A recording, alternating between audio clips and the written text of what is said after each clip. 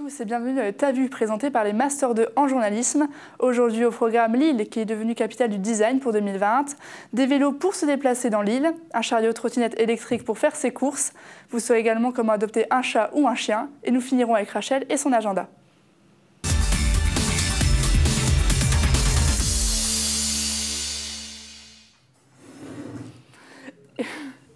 Et nous allons commencer tout de suite avec Lille qui est devenue capitale mondiale du design et Camille qui s'est rendue à l'inauguration de cela. Il y a plusieurs mois que Lille fait compétition avec d'autres grandes villes du monde pour être la capitale du design en 2020. Le résultat est tombé le samedi 14 octobre à Turin. Lille gagne contre Sydney. L'émotion est générale. L'année 2020 brillera sous le signe de l'ingéniosité et l'inventivité. Et je crois qu'on peut le dire maintenant, nous avons gagné les amis.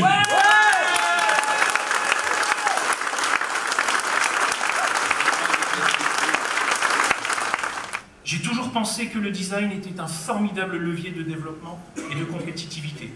Aussi, notre métropole est devenue un acteur à part entière de cette dynamique de transformation et de modernité. Mais alors, les jeunes designers seront-ils réellement sollicités ?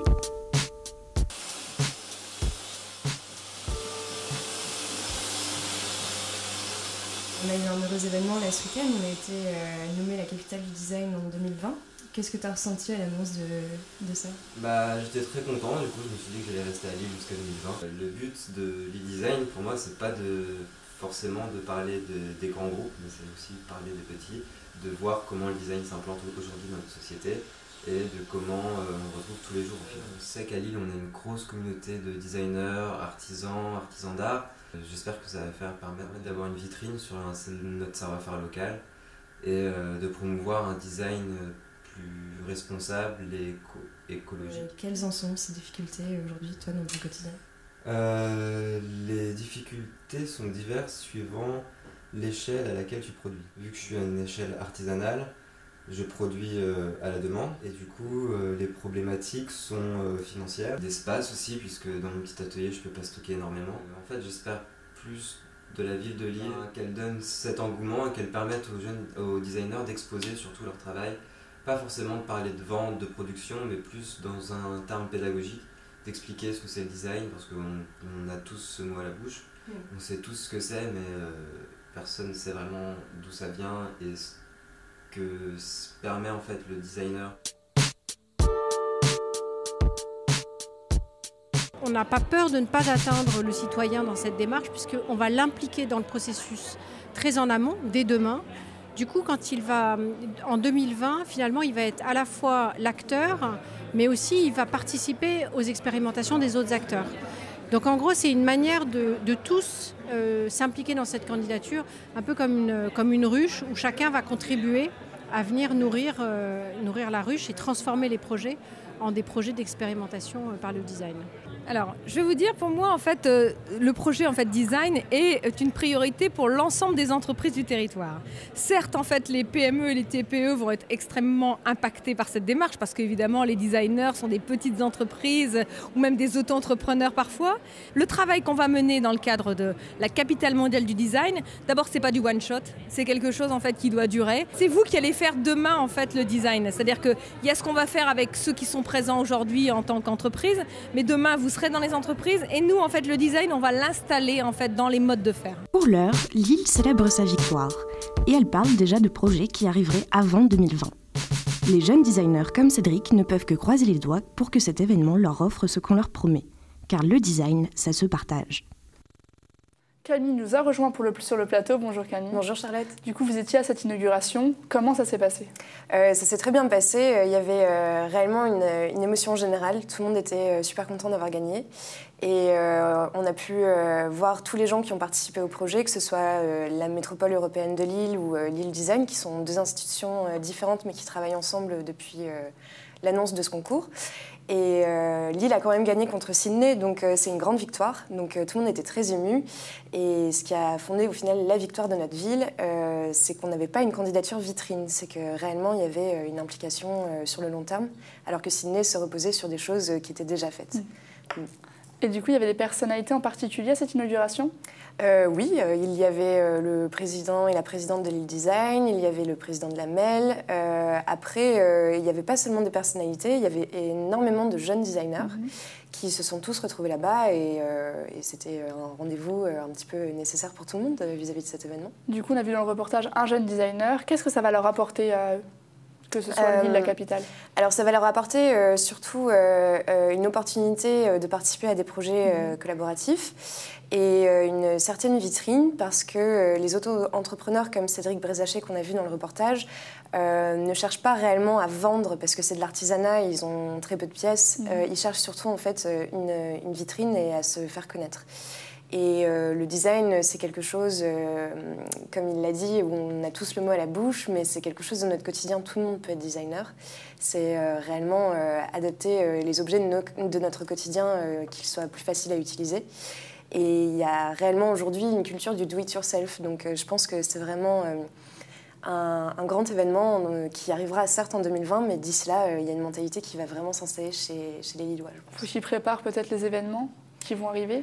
Il les prépare évidemment parce que ça va être un événement qui va avoir la même ampleur par exemple que Lille 2004 qui a déjà une certaine ancienneté mais où encore aujourd'hui ceux qui ont connu cette année-là ont encore une grande fierté et je pense que l'année 2020 réellement sera une grande année, oui. Et je suppose qu'on n'a pas encore de chiffres vu que ça vient d'arriver. Non, on n'en a pas encore. On parle d'un budget compris entre 10 et 15 millions. Donc c'est le budget en fait qui a été accordé à toutes les capitales qui ont été élues les années auparavant. Nous ne sommes pas une capitale, mais c'est un beau budget et pour l'instant les chiffres ils sont vraiment assez flous. On n'y est pas encore du tout, c'est dans 3 ans. Quoi. Oui, donc on verra les événements au fur et à mesure jusqu'en 2020, voir comment ça va se passer. Oui, tout à fait. Merci beaucoup Camille. Merci. Vous avez sûrement vu dans les rues lilloises des nouveaux vélos verts qui sont apparus, ce sont des Gobi Bike. Vous allez découvrir cela dans un reportage de Théo et Nicolas. Depuis le 5 octobre, un nouveau vélo a fait son arrivée dans la métropole lilloise. Difficile de manquer sa couleur verte et son logo en forme d'abeille, mais qu'en est-il vraiment ? Gobi Bike, c'est le nouveau vélo de libre service qui est en circulation à Lille depuis 2 semaines. C'est un service de vélo qui fonctionne sans borne, sans point d'attache, que vous pouvez prendre où vous voulez et déposer où vous le souhaitez. Alors Gobi Bike a été créé en février 2017 par Raphaël Cohen, un Français vivant à Hong Kong. Il a testé le système à Hong Kong en avril 2017 et depuis le mois d'octobre, on est présent donc sur l'île et tout récemment, depuis quelques jours, sur Paris. Pour utiliser Gobi Bike, j'ouvre l'application, je trouve les vélos qui sont localisés autour de moi. Lorsque je suis devant le vélo, je clique sur déverrouiller. Je scanne le QR code qui est à l'arrière du vélo ou sur le guidon et en quelques secondes, le verrou se détache. Donc on s'est implanté à Lille en premier parce que c'est une ville qui est plate, également parce qu'on a été très bien reçu par les collectivités locales et aussi parce qu'il y a de vraies infrastructures pour le vélo, que ce soit les arceaux, les pistes cyclables, qui permettent un bon usage du vélo dans la ville. On est en bonne entente avec la métropole européenne de Lille, qu'au passage on va remercier pour leur accueil. En fait on a un service qui est complémentaire au Vélil et l'idée c'est d'avoir un maximum de vélos à disposition pour les Lillois, que ce soit leur vélo personnel, les Vélil ou les Gobi Bike. Entre VTT, vélo de ville et Vélil, les vélos verts se sont vite fait une place dans les rues de Lille. Qu'en pensent les utilisateurs ? Alors j'utilise Gobi Bike parce que c'est assez pratique, c'est plus pratique que le Vélil étant donné qu'il n'y a pas besoin de station pour le stationner. Donc je peux directement le poser juste en face de chez moi parce que j'ai pas de station à proximité. Donc c'est plus pratique que le Vélil et c'est un moyen de transport écologique et rapide. Et c'est un peu moins cher que le Vélil. Enfin, sur le long terme ça revient plus cher mais à l'instant T c'est moins cher vu que c'est 50 centimes la course, enfin la demi-heure. Donc ça c'est assez pratique. C'est un service qui demande beaucoup de civisme aux utilisateurs. Nous on compte sur la communauté pour toujours ranger les vélos dans des endroits qui sont légaux et donc sécurisés, c'est-à-dire sur des arceaux, sur des places pour vélos et pas dans des lieux publics type sur une place ou dans un jardin public. Et quant au vol, on a un système de sécurité qui est présent sur le vélo avec un traceur GPS qui est intégré au vélo qui nous permet de suivre le vélo en temps réel, peu importe où il se trouve, et une alarme sur le cadenas qui nous envoie une notification à chaque fois que le cadenas n'est pas déverrouillé mais que le vélo se déplace. Aujourd'hui, nous sommes présents à Lille et à Paris et notre ambition dans un futur assez proche, c'est d'être présent dans de nombreuses villes. Et donc l'idée, c'est qu'un utilisateur qui utilise Gobi Bike à Lille puisse l'utiliser à Paris en ce moment ou dans d'autres villes françaises dans un futur proche. Avec de nombreux projets en tête, Gobi Bike compte bien poursuivre son chemin et pédaler vers de nouveaux horizons.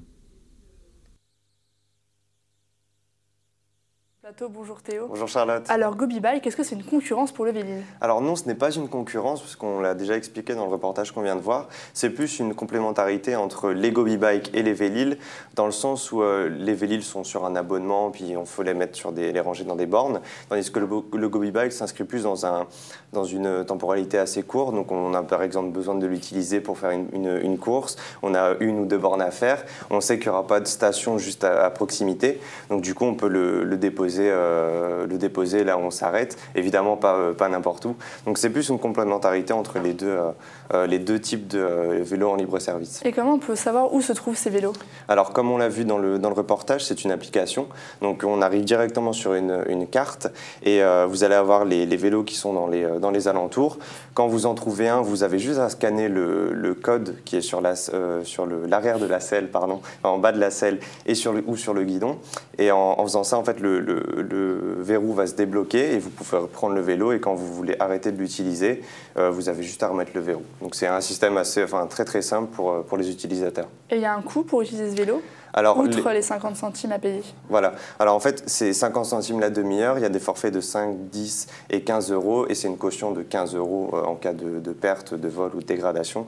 Donc c'est un forfait qui est assez abordable pour tout le monde, et aussi pour les étudiants, puisque comme on a pu le voir dans le reportage, c'est très prisé par les étudiants ces derniers temps. Et ça fonctionne bien? Ils arrivent à s'implanter? Alors ils arrivent à s'implanter, ils ont pas mal de projets, ils comptent évidemment s'étendre. C'est les premiers à être arrivés en France et en Europe.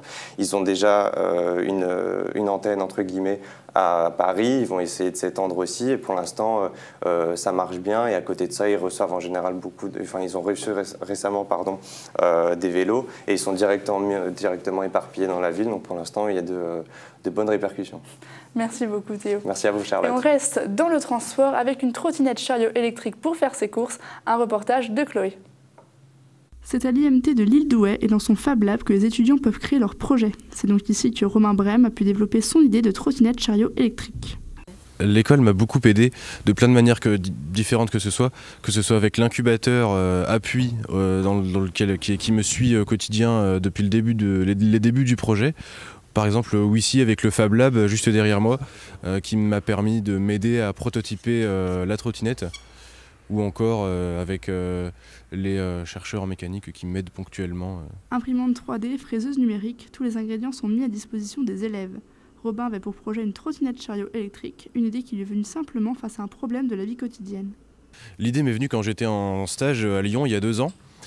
J'allais au travail à vélo et je rentrais le soir, donc je faisais mes courses sur le chemin du retour, et à la longue j'ai trouvé ça pas très pratique de devoir accrocher le vélo où on pouvait avec son antivol.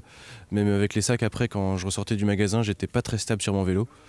Donc la solution de la trottinette chariot s'est petit à petit imposée pour pouvoir emmener son véhicule avec soi dans le magasin et s'en servir pour mettre ses courses dedans. Une campagne de précommande a lieu actuellement sur le site Ulule. Le client pourra donc recevoir le produit en avant-première dès septembre 2018 et moins cher. Ça sert à donner du crédit au projet en ayant déjà un carnet de commandes alors que le produit n'est pas encore terminé, pour aller voir les banquiers, les investisseurs, tout ce qu'on veut. Et ça me donne des fonds pour financer le développement du produit, notamment pour payer le designer que j'ai identifié. Aussi rapidement, j'en attendais un petit peu moins, donc tant mieux. La campagne dure 40 jours, hein. Donc il y a un objectif, il y a plusieurs paliers en fait. Le premier palier, ça y est, il est dépassé. Le deuxième palier, c'est 15 000 €, ça représentera environ une vingtaine de précommandes. Et le troisième palier est à 25 000 €, qui lui représente disons 35 précommandes. Le financement se fait donc en crowdfunding à partir de 5 €, 750 € en précommande. Le produit sera commercialisé chez des revendeurs fin 2018 à un prix de 1 200 €. Et nous sommes avec Chloé. Bonjour Chloé. Bonjour Charlotte. Il a 23 ans. Oui. Est-ce que c'est pas un peu jeune pour déposer un brevet? Et bien, apparemment, ça n'a pas l'air d'avoir étonné son entourage. Et même lui-même, il n'est pas très étonné qu'à 23 ans, on puisse déposer un brevet. Il est toujours en cours ou il fait ça à côté de sa vie? Alors non, c'est un ancien élève, mais il est toujours plus ou moins dans les bâtiments. Il rôde. C'est un peu finalement celui qui montre un peu le chemin, pas la mascotte, mais il montre que c'est possible de réaliser un projet scolaire à terme de ses études. Donc, du coup, il a commencé pendant qu'il était en études. Aujourd'hui, le brevet est déposé. À partir de combien on peut l'aider en fait, avec le crowdfunding qu'on a vu? Comment ça se passe? Alors, c'est à partir de 5 €. Toutes les petites sommes sont importantes aussi. Et après, on peut mettre beaucoup plus. Et en fait, il faut savoir qu'au fur et à mesure des sommes que vous mettez, vous avez des petits cadeaux, finalement, des contreparties en contrepartie des dons, pardon. Et cette trottinette électrique, c'est pour tout le monde ou c'est réservé à certaines personnes? Alors oui, c'est pour tout le monde, mais pour le moment, c'est vrai qu'il n'y a que très peu de personnes qui peuvent se l'offrir. Et d'ailleurs, il me semble qu'on a entendu dans le reportage qu'elle est en précommande pour le moment et elle sera fin 2018 totalement sur le marché. Mais c'est suffisamment stable comme chariot? Oui, alors ça a été pensé justement à 3 roues pour que ce soit assez stable. D'ailleurs, Robin avait prévu à la base de faire un vélo, mais il s'est rendu compte que c'était beaucoup trop instable pour pouvoir mettre par exemple ses courses ou toute autre chose. Donc la trottinette à 3 roues, c'est vraiment imposé pour être un moyen beaucoup plus stable de voyager. Oui, on met ses 2 pieds sur la trottinette. Oui, exactement, on met ses 2 pieds et du coup c'est beaucoup plus stable et avec le sac on peut mettre n'importe quel poids. Merci beaucoup. Est-ce que vous aimez les animaux, Chloé? Oui, j'adore les animaux. Si vous voulez en adopter, c'est Julia et Juliette qui sont partis à la Ligue des protections des animaux pour voir comment se déroulaient les adoptions. Nous sommes actuellement à la LPA, une association cousine de la SPA, et on vous propose aujourd'hui de découvrir comment ça se passe dans une association qui recueille les animaux. Alors, l'association a été créée en 1912 et s'appelle la Ligue protectrice des animaux du nord de la France. Elle a 2 refuges, un à Lille, un à Roubaix. Donc l'idée, c'est d'avoir vraiment d'apporter aux animaux une seconde vie, autant pour les animaux errants que pour les animaux abandonnés, que pour les animaux sauvés de maltraitance. Elle a la possibilité de trouver une nouvelle famille qui les respectera, les aimera et puis répondra à tous leurs besoins. De plus en plus d'animaux sont abandonnés chaque année. 60 000 chiens ont été abandonnés durant l'été 2016, soit 1000 par jour selon la SPA. Les refuges sont toujours à l'affût et ne désemplissent pas. Quelles sont les périodes où il y a le plus d'abandon d'animaux? Alors les pires périodes, c'est au niveau de l'été, donc ça commence à partir du mois de mai jusqu'à juillet et août. Et après Noël notamment, où beaucoup d'animaux cadeaux sont rapportés au refuge. Alors ici, comme vous pouvez le voir, on est dans le Chenilcarnat où les bénévoles peuvent venir chercher les chiens pour les emmener en balade. Les chiens qui sont ici sont bien sûr adoptables. Les gens peuvent venir les voir, tout comme les chats, et décider de choisir un chien ou un chat qui sera bien sûr soigné avec tous les frais de vétérinaire inclus. Tous les animaux présents sont pris en charge par un vétérinaire au sein de la LPA. Ils sont disponibles à l'adoption en étant vermifugés, vaccinés, stérilisés et pucés. En plus de leur apporter un peu de compagnie, les bénévoles servent aussi de famille d'accueil. Un rôle plus que primordial, surtout en période de naissance de chatons qui peuvent venir par centaines, certaines semaines. Alors ici, on est dans la chatterie où les pensionnaires félins font des petites balades de temps en temps et chacun leur tour. Les odeurs, ouais, ça doit être... L'adoption n'est pas gratuite. Le futur maître devra verser une somme symbolique qui couvre en partie les frais médicaux administrés. L'animal choisi doit par la suite s'adapter à sa nouvelle maison. Et ce n'est pas toujours facile pour un animal qui a déjà un passé. Pour le chat que j'ai maintenant, ça fait 2 semaines qu'elle habite chez moi, et donc elle s'est adaptée assez vite. En plus, c'est un chat âgé, donc elle est très discrète, elle est sage, elle ne fait pas des dégâts. Et bon, je pense que ça se passe très très bien. Elle est heureuse, elle se sent heureuse, et moi aussi.